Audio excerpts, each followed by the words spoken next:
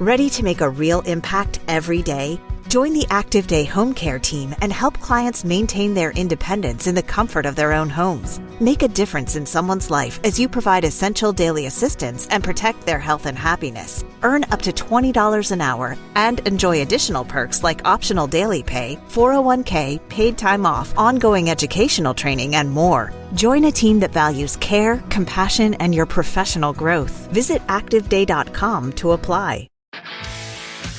If you're a lineman in charge of keeping the lights on, Grainger understands that you go to great lengths and sometimes heights to ensure the power is always flowing, which is why you can count on Grainger for professional-grade products and next-day delivery, so you have everything you need to get the job done. Call 1-800-GRAINGER, click Grainger.com, or just stop by. Grainger, for the ones who get it done.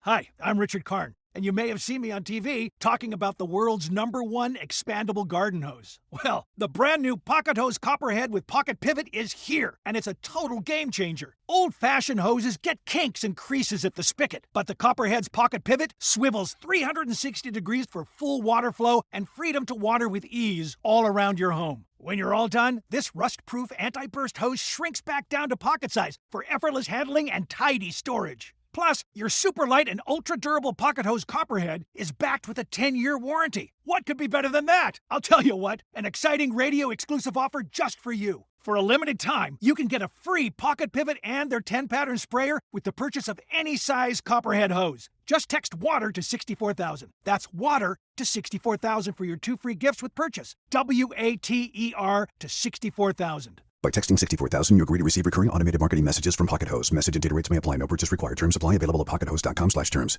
Hey everybody, welcome to another episode of Creators to Creators Today. Today we have a special guest, Cyrus Webb. Welcome to the show. Well, look, thank you so much, Meosha, for having me. I really appreciate it. Yeah, of course. Oh my God. I was like, I don't know why I didn't ask you sooner. I was like, oh my God, it's right. Cyrus would be amazing for this show. So I'm so happy you could do it.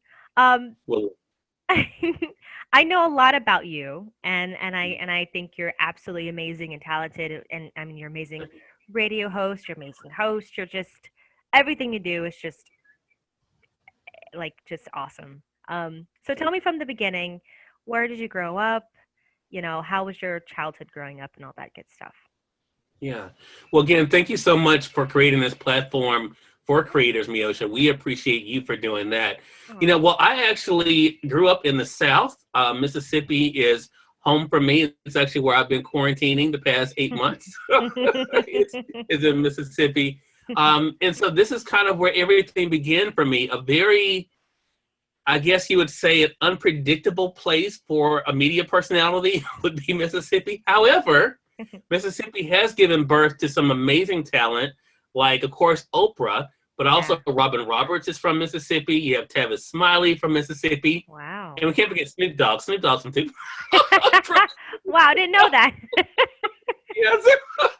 So we kind of run the gamut of creativity here. So it's been an amazing ride for me. Yeah, that's awesome. How, like, growing up, were you always, I don't know, were you, like, very inquisitive, curious child, would you say, growing up? Oh, yeah. Oh, very much so. And the thing that may surprise people, Meosha, is that I was not a people person growing up. Really? I was very into myself, best friends were books. That was kind of my jam. I was not, for punishment, I would need to go outside and play. I mean, taking me sitting into my room, that was paradise. But I mean, I was always someone who was kind of into myself and loved to learn, loved to digest information. I love that. Wow. And of course that it makes sense, like what you're doing now with your life and who you are. So that's pretty cool. I always say, like, there's always something in us when we're children that kind of hints to like what we're going to do in our future in a way, right? It's like, oh, I can see that.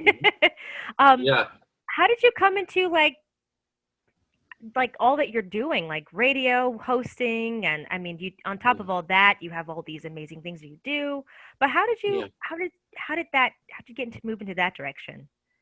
It was funny. I've thanks to Facebook mostly, I'm able to stay connected with friends that I grew up with that knew me through, school, up and through high school. And I've always been very consistent about two things I wanted to do when I was growing up, and that was to write and to draw. Wow. And the funny thing is, Meosha, is that even though in the beginning I had to find other work to support myself, throughout these years, that has always been a consistent thing, writing and drawing. Wow. So, that always was my form of creativity, words. I've always known the power of words, I guess because I did read so much growing up. And so, for me, it was like, I knew that was going to be the thing. Now, how I was going to get there to doing it and to what scope, I never could have imagined it would be where it is today. Yeah. But that kind of was a seed planted for me. And it was after high school and, going through life, probably, I think 1999 was the first time I appeared in the newspaper. Nice. And it was because I was hosting, get this, poetry readings at library rooms. Wow. So, because no one knew who I was. So Right. I would create these flyers, print them out at Office Depot. Nice. And say, I'm going to be reading poetry and invite other people to come read their poetry. So even then I understood the importance of networking and connecting with other creatives. Right. I didn't know what it was called at the time, but that was the first time I appeared in the newspaper, and they definitely commended me on my tenacity, even though they said, hey, he's not the most talented artist. He's not, but that was never the point of being the most talented. It was just to create. Right. And so everything really hit a whirlwind in 2003 when I was also being invited to speak. So people knew me from poetry and art, even though I had a quote unquote day job at the time. I would be invited to speak. And one I spoke at in June 2003 changed my life. Wow. I was speaking at an event and a man walked up to me afterwards and he said, you were so articulate. I really enjoyed your speech. Where did you go to school? And I said, I went to Brandon High School. He said, where did you go to college? I said, well, I didn't go to college. Yeah. He's like, you didn't go to college? And I was like, no, I didn't go to college. He said, well, have you ever thought about doing radio? And I said, no, I hadn't, because I hadn't thought about it. I just wasn't right to draw. Right. He says, I would like to offer you an opportunity. I think you'd be good at it. Wow. Meosha, that man was Charles Evers, the brother of Medgar Evers. Whoa. He owned a radio station in Jackson. And that's who gave me my first job in radio in July 2003. Wow. And that began the rest of my course. That is amazing. Wow. That's incredible. It's like you can, it's so funny. It's like you can do something for so many years and no one knows your work. Like no one knows that you've been putting all this artistic stuff out there. And then that one person that just like, I believe in you. Yeah. And it opens the door. It's really interesting how it works. It's really interesting. Always, because I honestly, if you had asked me if this would have been the plan, I could not have foreseen it. And I tell people, if I ever tell you, oh yeah, I always knew, then I'm lying. Because I mean, before 2003, honestly, I'd never thought about doing media. Wow, I'm amazed. Totally new thought to me. So that began in 2003, and a year into it, the show took off.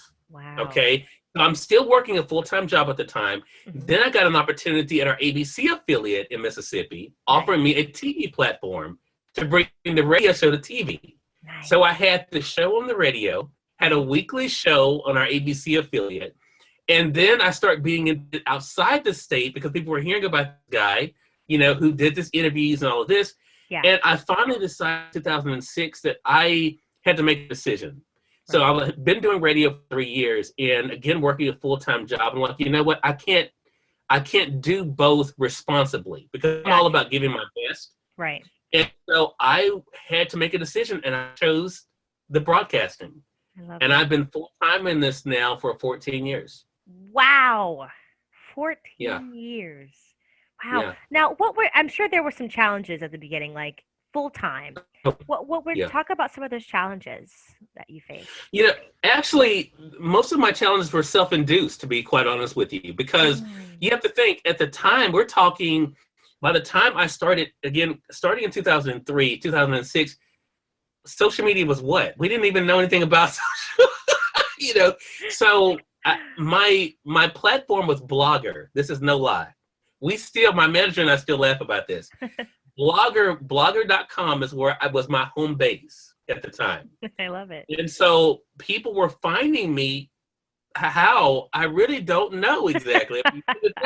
Seriously, here's the thing. We didn't have Instagram. We didn't have, we didn't have all this stuff. But word of mouth was a big part of it. Yeah. But I think the reason why I say it was self-induced, Meosha, is because I had self-limiting beliefs. Because I didn't have anyone around me saying, okay, you can do this, and this is how it works. Basically, everything was a learn as you go process.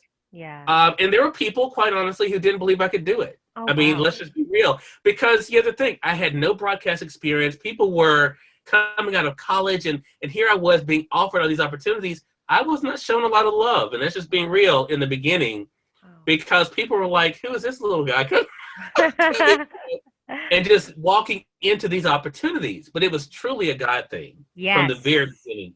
And so 2006, like I said, when I kind of embraced the full-time aspect of it, honestly, things took off. Once I took that leap of faith, I mean, as far as professionally, I started the magazine in 2006. Right. I started my own co-ed book club in 2006. In January 2007, Meosha, we welcomed our first New York Times bestselling author to the book club and to Mississippi. I got national attention for that. Wow, I love that. The Chicago Tribune actually wrote an article that said, Oprah better watch her back. Loved it. Because my book club started taking off. Yeah. It was insane. And so, so like I said, the challenges were not so much external. It was really in my mind saying, okay, can I do this? How am I doing this? Yeah.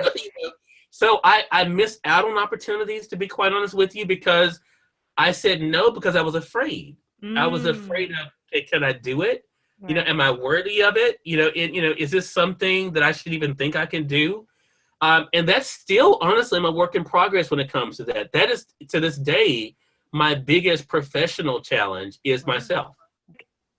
God, I mean, I gotta say, I've watched a lot of your interviews, and you're just one of a kind. Like, there's no one out there like you, and you are amazing. So that's yeah.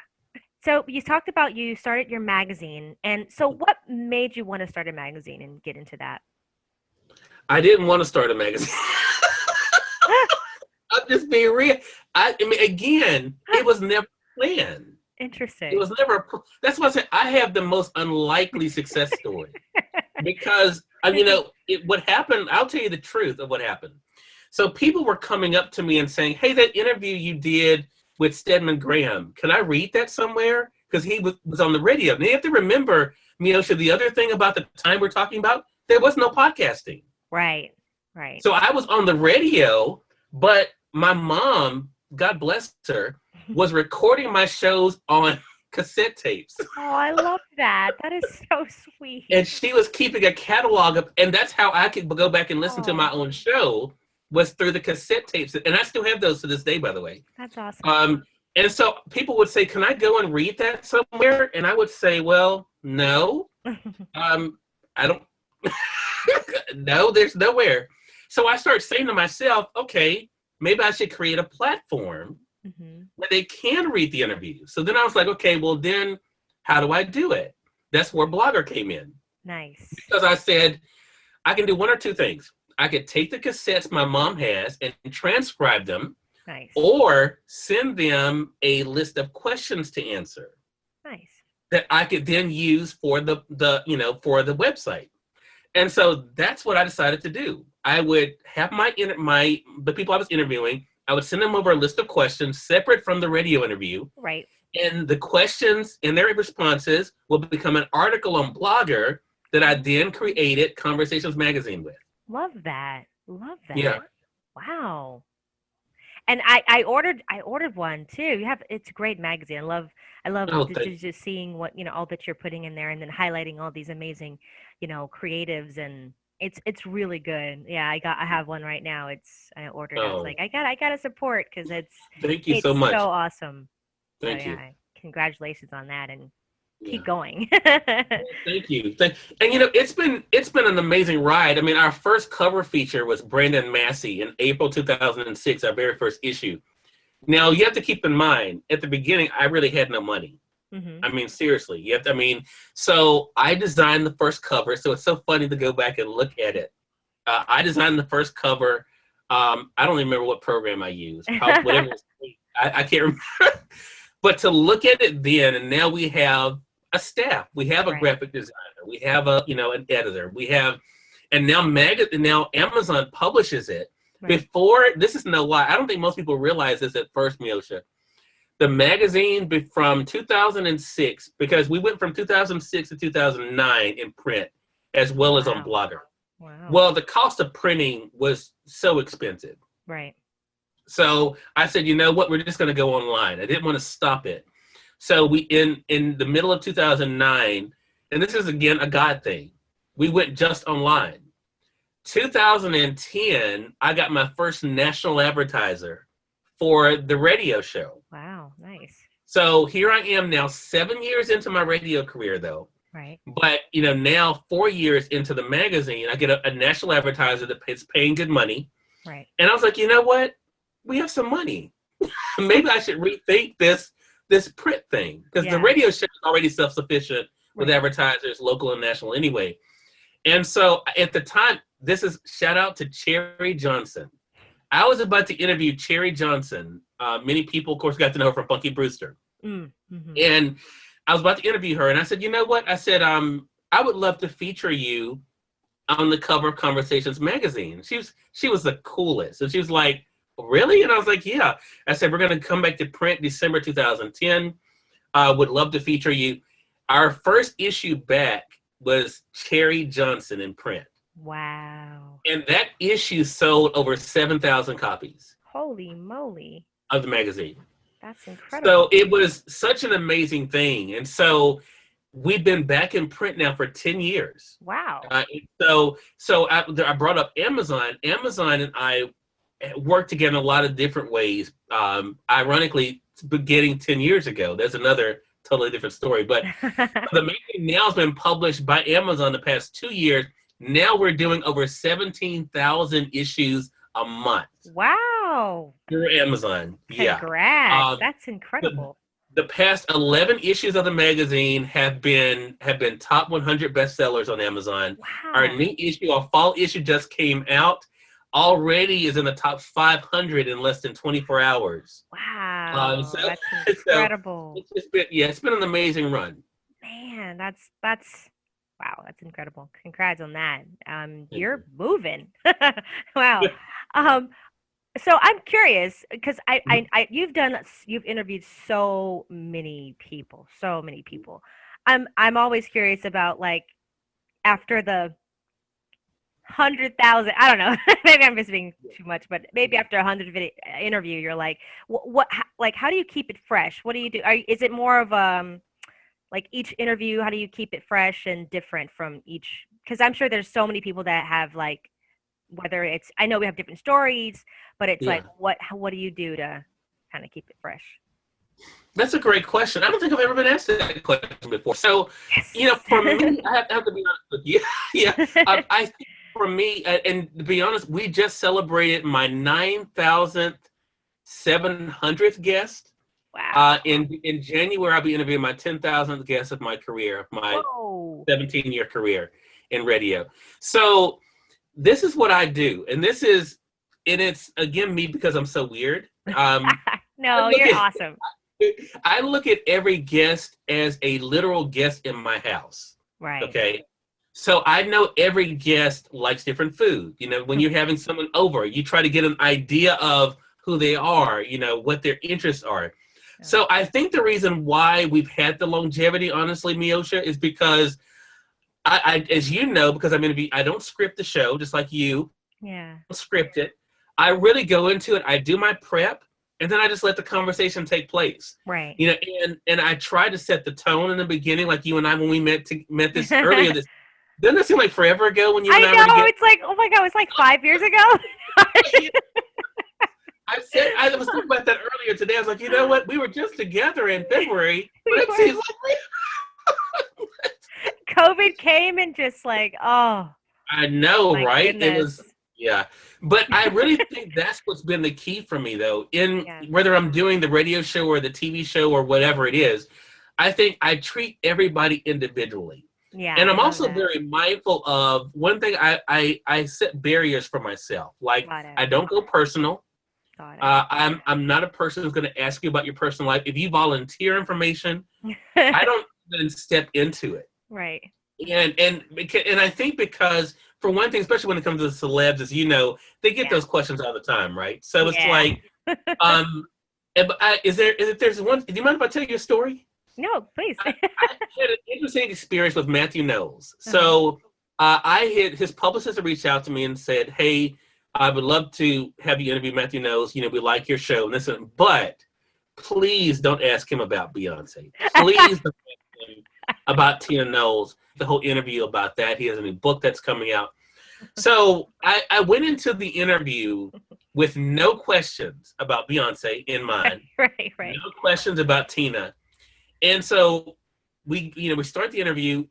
Of course, we've never met each other before.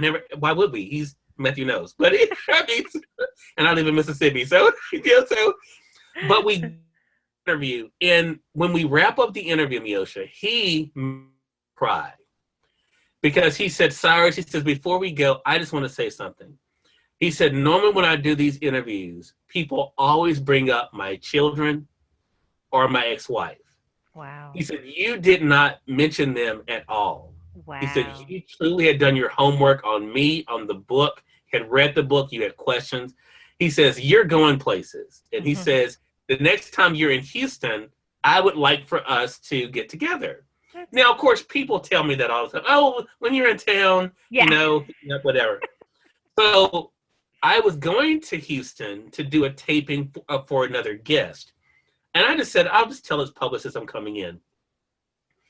They invited me to his office at Music World Entertainment there in Houston. Nice. Gave me a tour. He personally gave me a tour, Meosha. Oh, that's lovely. Took me into his office, gave me another interview. Oh, and said, anytime we have something that's coming out, you're going to be one of the first people we call.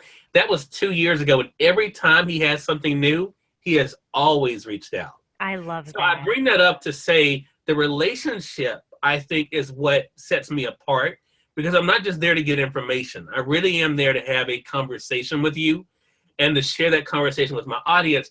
And thankfully, the guests pick up on that. I've never had a guest now in 17 years say, I'm never doing your show again. I don't see that. Yeah. However, I have had a couple that I think, you know what? I don't think I would interview this person. But that's probably a different segment. I wonder, like, I was going to ask that. Has there been any interviews where you're just kind of like, because you're so good, it's like, have you ever had to fish for information from people? Like, come on. There is one interview, and I wouldn't mention her name, but you'll know who I'm talking about when I tell you about the show. Okay. I had been working with a publicist for a while, and he said to me, hey, I'd like to book this guest from Saved by the Bell for your show. Okay. And I said, okay, oh, that's great. I've never talked to her before. That sounds great. And at the time, I didn't know it at the time I did the interview. Yeah. She was having challenges. Right. Okay. And so I started the interview, and it was obvious we were not connecting. Right. It was not connecting. So I did something that, and I didn't even, again, me just being me, I just figured this out. I was like, you know what? I'm going to have to help her out because this is not going well. And I could see because we were live, I could see by the comments, even online, people were like, no. So I would ask a question and say, so it sounds like you're saying such and such. And then she could say yes or no. I see. And so that's what I ended up doing with that. That has not happened but a few times. Okay. And it's one of those situations, again, I found out later, of course, they were having some challenges. But it was one of the strange times that I've never really experienced that prior to. Yeah. But I think now that makes me more empathetic because you never know what people are going through, right? You never know Absolutely. what it takes for them to even get up in the morning. Yeah. And then to have this job that's so public where people are judging you and all of that. And after that, I saw people saying some really ugly things, based on other interviews and things. Yeah. But at first, I didn't understand what was happening because it never happened before. Right. You're like, what? Yeah. Yeah, but then it was like clear to me, okay, something's not right. It's not clicking, right. Yeah. So that's what happened. But yeah, so that's what ends up happening in those situations. Again, it's been very rare. I've been very blessed with that. That's good. Well, that's a blessing. Typically, my guests are so excited to talk about what they're doing, which is always great. Yeah. So it's them saying, okay, I need you to hold some of it. Hold on. Don't give everything away, Yeah, I love that. So what's next in your chapter? What's next for Cyrus? It's funny you said chapter because the next thing, honestly, has to do with books. Oh. So my next personal book that I'll be releasing is called Words I Choose to Live By. Nice. It's coming out actually this month. All right. And it also is going to be a show on Instagram Live. Oh. I'm going to be doing a daily show called Words I Choose to Live By. So right now I do my morning messages, 14 I love those. seconds. Thank you so much. So I actually had written a book of affirmations. Oh, I love And so it. basically what I'll be doing is going through the book through my Instagram Live, my daily affirmations, and kind of giving you a call to action for the day. We'll have special guests sometimes, so hopefully we'll have you on with us, Meosha, to give your own thoughts. We're gonna have some celebrity guests, like my good friend Renee Lawless from the Has and the Have-Nots. Yeah. Is going to be joining me. Philip Boyd is going to be joining me, also from the Haves and the Have-Nots. So we're going to be bringing people in because I've interviewed them for another book project that I did. So it's going to be really exciting. So that's the next thing. The book comes out this month, and it'll be followed by the Instagram Live show by the same name. Awesome. All right, last question. Any advice that you want to give to someone out there that wants to, I don't know, start podcasting or hosting or just get into the business? What advice would you give them? I would say don't be afraid to start. I think for myself, again, now doing the entertainment business now for 17 years, being full-time now for 14, again, like I told you, my self-limiting beliefs, my own doubt of self, my own fear of failure, which I think is not talked about enough in the creative community, and also fear of success, I might say too, because I'm a country boy from Mississippi, Meosha, and I tell people if I can build what I've built here, and been able to be successful, you can do it. But I think the starting is always the thing, right? Because you're trying to get it just right. Right. And I tell people, when I first started, I didn't own a digital camera. That was cheap. I was buying those digital cameras that were disposable, Meosha. I'm not even joking with you. I still have the negatives from those in the little rubber. But from that, I've been able to build a multimedia business. Love that. And I tell people, just start where you are, but don't be afraid to start. If you can start, there's no way that you can fail. I love that. Thank you so much for coming on, and such a great conversation. Thank you so much. It's always great talking to you. Oh, look, pleasure is definitely all mine. Thank you. Well, guys, there you have it. Another great episode. Until next time, always remember to live, love, laugh.